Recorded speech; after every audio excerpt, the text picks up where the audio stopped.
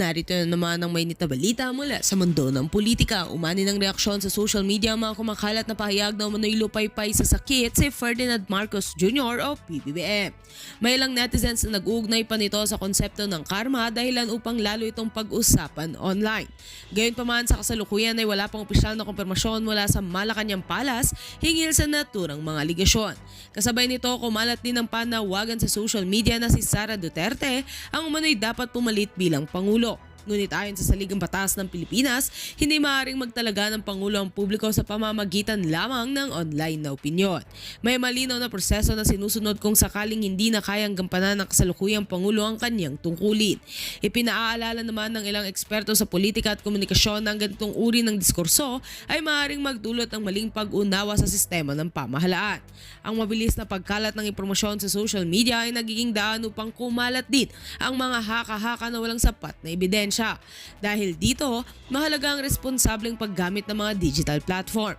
Sa huli, nananawagan ng mga otoridad sa publiko na maging mapanuri at huwag basta maniwala sa mga viral na balita hanggang walang malinaw at opisyal na pahayag mula sa pamahalaan. Ang mga ganitong ulat ay natiling espekulasyon. Ang katotohanan ay dapat laging ibinabatay sa beripikadong impormasyon, hindi sa ingay ng social media. At yan nga ang mga balitang ating pagkakatutukan, at kung bago ka pa lamang sa aking channel ay huwag kakalimutang mag-like, share and subscribe para updated ka sa mga bagong balita dito sa Tatak Pinas.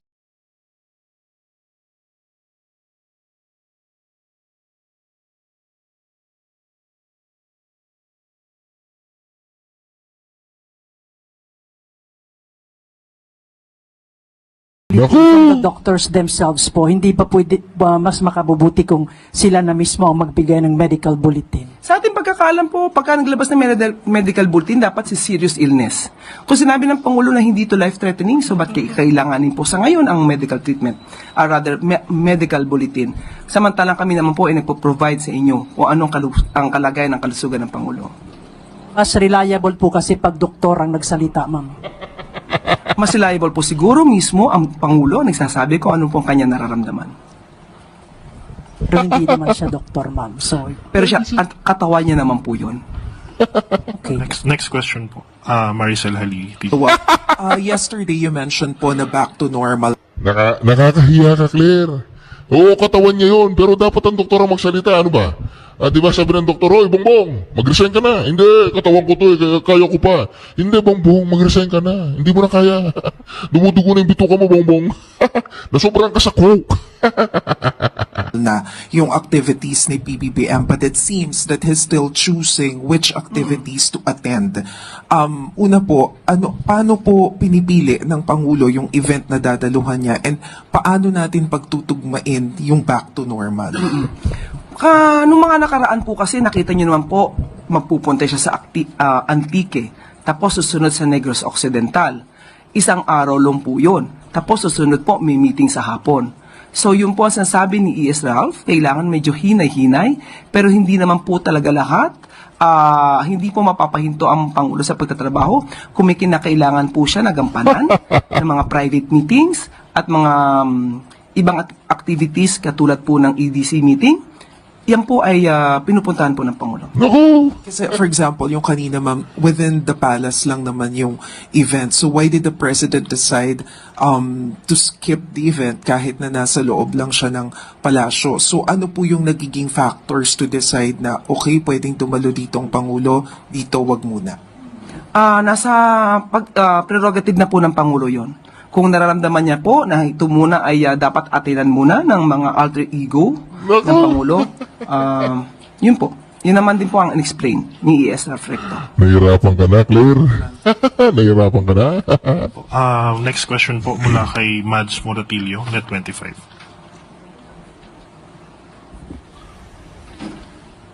Hi, ma'am. Ma'am, kahapon nagkaroon ng meeting si Davao City Mayor Baste Duterte and Chinese Ambassador to the Philippines, Chin Kwan.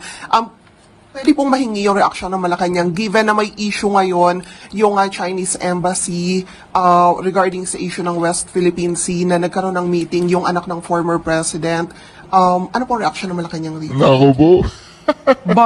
Wala magiging reaksyon ang Pangulo at ang Palasyo kung ano man ang ginagawa ng mayor ng Davao City. Nakakaya po no? Yung sinabi ko po kanina yan, pumunta ng Bukana Bridge. Itong si Bongbong Marcos, mga ka-reaction. Pumunta ng Bukana Bridge.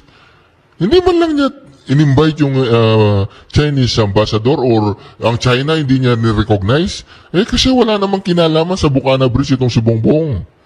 Epal lang. Hindi mo yan project, Bongbong. Kaya naman mga ka-reaction, itong si Pulong, si Baste, kaya naniniwala ako mga ka-reaction eh. Kaya medyo lumalamig pa ang ulo ng China sa Pilipinas ay dahil sa mga Duterte. Dahil sa mga Duterte. Medyo napapakalma pa ng mga Duterte, mga Chinese. Nakakaya eh, no? Mas nire-recognize pa ng China ang Davao. May kasabihan nga na tayo, no? Buntat niya, hila niya. Kung ano pong ginagawa niya, consequence niya po. Hingi yung reaction ng Malacanang given na may issue ngayon yung Chinese embassy Naku! regarding sa issue ng West Philippine Sea na nagkaroon ng meeting yung anak ng former president. Yun, sige. Ano pong reaction ng Malacanang rito? Wala, siya.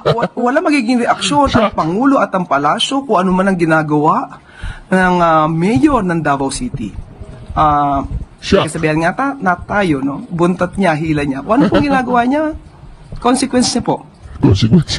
Wala pong magagawa ang Pangulo sa anumang ginagawa ng anumang mayor, provided na naman ito ay hindi labag sa batas. Yun. Huling tanong po, Chloe Hofana, Business World. Naku. Morning po, Yusek. How does Malacanang respond to recent downgrades by international Yun! institutions, including the ADB, World Bank, S&P Global, and AMRO, of the Philippines' 2025 and 2026 growth outlooks ahead of the release of the full year 2025 GDP figures tomorrow? Bumagsak na naman po ang ekonomiya ng Pilipinas. Bumagsak na naman. Ano kayang masasabi ni Krililing dito? Actually, natanong mo yan kahapon, kaya ginawa ko ang aking assignment. Okay, tinanong po natin at ito po ang mensahe. And I quote, "The government takes note of the recent downward revisions by international financial institutions to the Philippines fiscal year 2025 GDP growth forecast ahead of the official GDP release. These revisions reflect lingering global uncertainties, tighter financial conditions, and the moderation in domestic activity observed in the third quarter this year.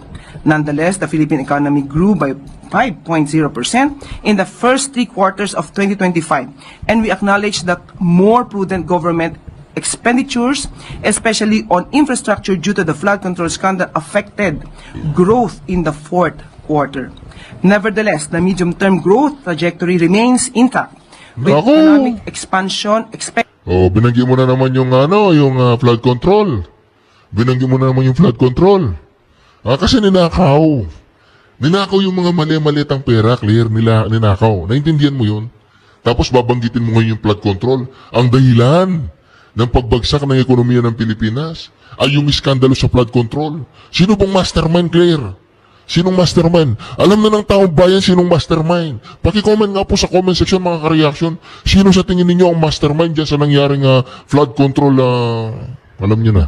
to rebound gradually starting in 2026 and strengthen further over the medium term as growth-enhancing reforms take effect. By the way, maliban po dito, nakausap po natin si Secretary Balisacan at maglalabas din po siya bukas ng statement patungkol po dito. Follow-up lang, Yusek. The administration is set to miss its GDP growth target for a fourth time or since PBBM sat po as the president. How is the economic team recalibrating? Mantagin nyo, 4 na taon si Bongbong Marcos, 4 na taong nagmintis, hindi po niya na-meet yung target. 4 na taong pumalpak. Walang yakap, Bongbong. Anong ginawa mo sa loob ng 4 na taon? Puro kapalpakan. Puro katarantaduan ang nangyari sa loob ng 4 na taon sa administrasyon mo. Wala kang flagship project. Ayan, dumudugo na ang wetpacks mo. Dumudugo na ang bituka mo. Sa kakakok mo. Wala pa rin nangyayari sa ating bayan. Its strategy to achieve its this year's target, especially as international bodies underscore the need to solve the flood control scandal for growth to rebound. Well, sabi naman ng Pangulo, pagdadaanan po talaga to. Dahil Naku! pinili po niya na magkaroon ng pag-iimbestiga patungkol po sa mga anomalyang flood control projects. Yan naman din po ang naging factor. Isa sa mga factor. Isa sa mga faktor, impacta. Uy, Claire, isa sa mga faktor, ninakaw. Ninakaw po lahat. Ninakaw ang flood control project fund, ang pondo. Ninakaw. Tapos, isisisiin mo ngayon yung flood control ito. Na nakaapekto sa ating economic growth. At maliban po dyan, sunod-sunod ang paglindol, sunod-sunod ang pagbaha, Sunod-sunod ang paglindol, sunod-sunod ang pagbaha, sunod-sunod ang katangahan ninyo. at pag-ulan, or rather bagyo. Inasahan ito, at muli hindi niya pa rin pahihinto ang pag-iimbestiga tungkol sa mga anomalyang flood control project. Pero inutos po niya na mas pagandahin pa po ang ating plano para mas magkaroon ng maraming trabaho, mag-generate ng income, pati po ng mga turismo. Isa lamang po ito sa mga agenda po na gagawin ng ating mga ahensya ng gobyerno. Sorry, last na po, Yusek. So nakita na po ni Pangulo ang full year GDP report for tomorrow. For 2025, iyan po ang re-report bukas ni Secretary RC. Nakita niya na. Opo. Okay. Thank you, Yusek. Alam na ng taong bayan, alam na ng mga media, hindi pa alam ni Bongbong Marcos. I-report pa lang bukas. Mantagin niyo yan. Lagi siyang late. Lagi siyang tulog. Baka hindi na nga magigising. May huling tanong po mula kay Sam Medinilla. Ma'am, itanong lang rin namin kung may naging reaction po ba si President doon sa yung nakita niya yung report regarding sa GDP. Ito po, aking babasahin. Yan din po ang tinanong nyo kahapon. Slowdown in growth last year and lower projected growth this year are the result of lingering geopolitical tensions and the impact of the flood control issue on disbursement and investment. Once the reforms on budgeting and disbursements and project monitoring initiated last year take ground, and with recent investor-friendly reforms and sound macroeconomic fundamentals, we could expect better GDP growth in the coming periods. Pero ang detalye po nito, muli, ipapalabas po bukas po ni Secretary RC Balisacan. Pero Nako, bukas pa. Alam ng taong bayan, bukas pa. yung position po ni Pangulo, was he satisfied with the explanation from the economic team? Or meron po ba siyang parang binigay na instruction for the economic team to improve its parang mga programs para ma-improve pa po yung GDP? Ito po ang sagot naman, Secretary Go.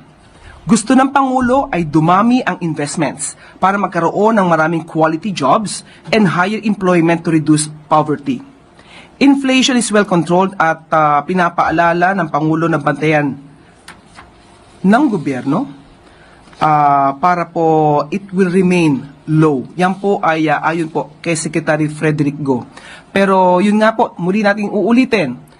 At dahil nga dito sa maraming naging ingay na dala ng pag-iimbestiga ng maanumalyang flood control project, talaga po nakaapekto sa ekonomiya. Pero wala pong magagawa kung hindi talaga pong linisin ang ating bansa mula sa korupsyon at kailangan magpaimbestiga para mapanagot ang mga sangkot. Dahil kung hindi ngayon, kailan? Kundi ang Pangulong Marcos Jr., sino?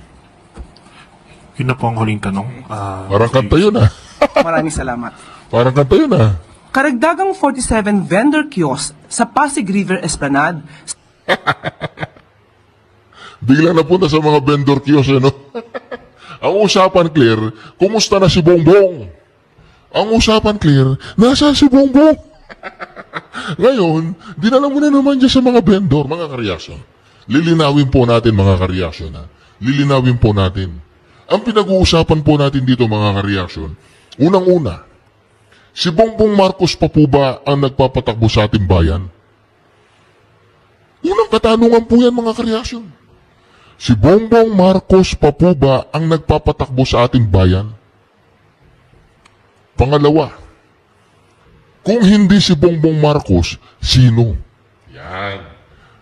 Pangatlo, mga kareaksyon, alam pa ba niya ang nangyayari sa Pilipinas?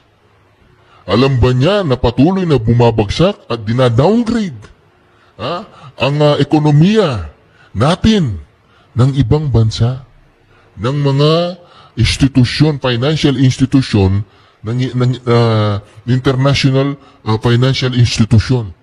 Patuloy po nilang dinadowngrade ang ating ekonomiya.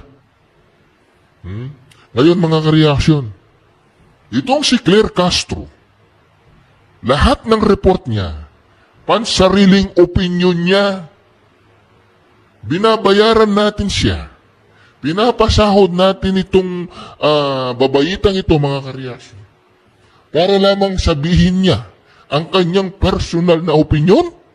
Ano yan? Vlog? Vlog niya yan? Mga ka-reaction, mag-comment po kayo sa comment section. Huwag po ninyong kalimutan mag-subscribe, like at i-share ang bawat video natin. Shukran. God bless you all. Duterte. Duterte. Duterte. May natutulog po kasi hindi ko makasigaw eh. Alright, Reaction TV Base, nagbabalik reaction. Napakaganda po ng pag-uusapan natin ng mga ka-reaction. Mantakin po ninyo Marcos Jr. Tinakbo daw po sa ospital. Sa St. Luke daw po mga ka-reaction. Ito po mga ka-reaction ha. Ito ha, yan o. Magugurgur na. Konting oras na lang. Ay, nako, si Maharlika daw po nagsabi niyan mga ka-reaction. Magugurgur na daw, nako. Ayun o, si Ralph Recto po mga ka-reaksyon ang pumalit. Si Ralph Recto po ang tinatawag natin sa kasal tsaka sa binyag. Siya po ang nag-proxy. Nag-proxy po si Ralph Recto. Ano kaya nangyayari sa presidente nito? Ano? Ayan po mga Marcos, hindi daw invited sa pagbisita ng Chinese ambassador sa Bocana Bridge sa Davao City. Naku po, nakakahiya po yan mga ka-reaksyon. Mantagin ninyo mga ka-reaksyon. Ang nangyayari niyan, na hindi po siya inimbitahan ng mga Chinese delegates, talagang pagpambabastos po kay Bongbong Marcos yan. At dahil po bastos nga naman ang administrasyong ito sa China, mga ka-reaction, mantakin mo, ang China ang gumastos dyan. Niregalo yan sa Davao. Tapos pumunta ka dun, kasama mo si Vince Dizon, kasama mo yung mga alagad mo, naglakad kayo na parang goons sa gitna ng Bocana Bridge. Hindi nyo man lang pinasalamatan ang China na nagbigay po mga ka-reaction ng financial dyan sa Bocana Bridge. Financial support. Ako mga ka-reaction, ito pa ha. Ayan o, buti na lang alam po ba ninyo mga ka-reaction? Sa tingin ko lang ha, kaya lang mga ka-reaction nagpipigil-pigil po ang China na banatan tayo mga ka-reaction. Sa nakikita ko lang, personal ko lang to. Palagay ko mga ka-reaction dahil po sa mga Duterte. Dahil sa mga Duterte mga ka-reaction, kaya medyo nagpipigil-pigil pa ang China. Dapat natin pasalamatan ng mga Duterte, kung hindi, naku po mga ka-reaction. Yan po. Ayan po sila mga ka-reaction, naglakad po sila na parang goons, na hindi man lang nila inimbitahan ang Chinese embassy o delegates. Ayan, nasa ilalim po mga ka-reaction, sina Marcos Jr. yan, at saka ang kanyang mga tropa, mga repa-pips niya mga ka-reaction, nakakahiya ka Marcos Jr. Ayan o, Doctors to President Marcos, slow down, naku po, slow down na daw po si Marcos Jr. mga ka-reaction, yan po ang pag-uusapan pa natin mga ka-reaction ha. Ito pa yan, tignan po nyo ito mga ka-reaction. Ayun, Chinese official iginiit na handa silang isarado ang Chinese embassy sa Pilipinas. Kung sakaling ideklarang persona ng grata ang sino mang Chinese diplomat, ang daw manong isama ng ambasador ang buong public diplomacy team ng Chinese embassy. As a team, we stay or live together. Naku po mga ka-reaction, yan na po sinasabi natin mga ka-reaction. Naku po. Kaya ito mga ka-reaction. Marami po talaga mga ka-reaksyon ng nagsasabi na itong si Marcos Jr. ay hindi po maganda ang kanyang nararamdaman. Ito po pakinggan po natin to. Sir, anong name ng dog? Ang gulo mo. Ang pangalan nito si Oreo. Bakit Oreo, sir? Kasi nung tuta ko ito, bilog na bilog itong itim doon sa mata niya. So, nung nag-iisip yung mga anak ko kung ano yung gagawin pangalan, Sinabi mo kang may Oreo sa sinta niya, kaya Oreo ang naging pangalan. Anyway, sir, nandito na ako. Gusto ko na rin po ang kamustahin. Kamusta na po kayo ngayon? Okay na. Ang giling ng mga doktor ko. Binigyan lang ako ng mga gamot. Tsaka patuloy pa rin yung aking antibiotics. Pero okay na ako. In fact, nakapag-EDC meeting na kami nung Lunes with most of the cabinet. So, I'm back in, pero medyo nagtatampo sa akin yung mga doktor ko. Kasi sinasabi nila, wag muna. Sabi ko, hindi ko naman pwede pag-antayin lahat ng mga nangyayari. So, tinuloy ko na lang. And tomorrow, I have some meetings in the office. And tuloy-tuloy na. Pero sir, nabanggit sa akin ni Sec Dave, meron daw kayo napaniginipan. Parang may Nako mga ka-reaction. Ang nangyari po dyan mga ka-reaction, kunyari ini-interview siya ni Krililing pero hindi na po siya nakaka-attend ng mga meeting niya. Hindi na po siya nakaka-attend mga ka-reaction ng mga